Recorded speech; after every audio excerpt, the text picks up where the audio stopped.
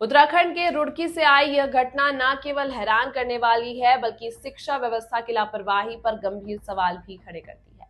राजकीय प्राथमिक विद्यालय नंबर 12 अंबर तालाब में कक्षा 5वीं का छात्र समद सोमवार को स्कूल की छुट्टी के बाद घंटों तक क्लासरूम में ही बंद रह गया। जानकारी के अनुसार स्कूल की छुट्टी होने के बाद शिक्षक और अन्य स्टाफ बिना यह सुनिश्चित किए कि सभी बच्चे बाहर निकल चुके हैं या नहीं, सीधे कमरे में ताला लगाकर चले गए। इस दौरान मासूम समद क्लास में ही गहरी नींद में सोया हुआ था। कुछ घंटे बाद जब उसकी आंख खुली तो उसने खुद को एक बंद कमरे में कैद पाया।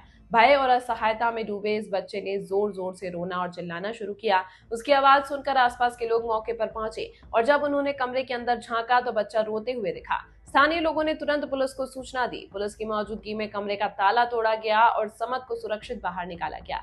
इस घटना की जानकारी जब परिजनों तक पहुंची तो पूरे परिवार में गुस्सा और डर का माहौल बन गया।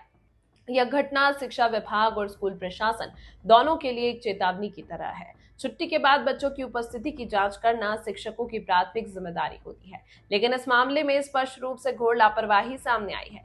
सवाल यह भी उठता है कि स्कूल में सुरक्षा प्रोटोकॉल का पालन क्यों नहीं किया गया।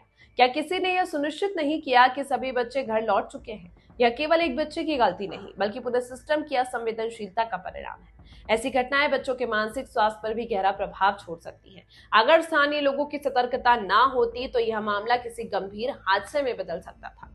फिलहाल पुलिस ने पूरे मामले की जानकारी शिक्षा विभाग को दे दी है और जांच की बात कही जा रही है, लेकिन सवाल यह है कि क्या यह मामला भी महज औपचारिक जांच तक सीमित रह जाएगा या फिर जिम्मेदारों पर कड़ी कार्रवाई होगी। बच्चों की सुरक्षा केवल स्कूल की चार दीवारी तक सीमित नहीं रहनी चाहिए। यह हर शिक्षक, अभिभावक और प्रशासन की सामूहिक जिम्मेदारी है। इस घटना ने एक बार फिर यह सोचने पर मजबूर कर दिया है कि जब जिम्मेदारी संवेदनशीलता से जुड़ी होती है तो लापरवाही की कोई गुंजाइश नहीं होनी चाहिए। अब देखना यह है कि शिक्षा विभाग इस मामले को कितनी गंभीरता से लेता है और क्या भविष्य में ऐसी घटनाओं को रोकने के लिए ठोस कदम उठाए जाते हैं।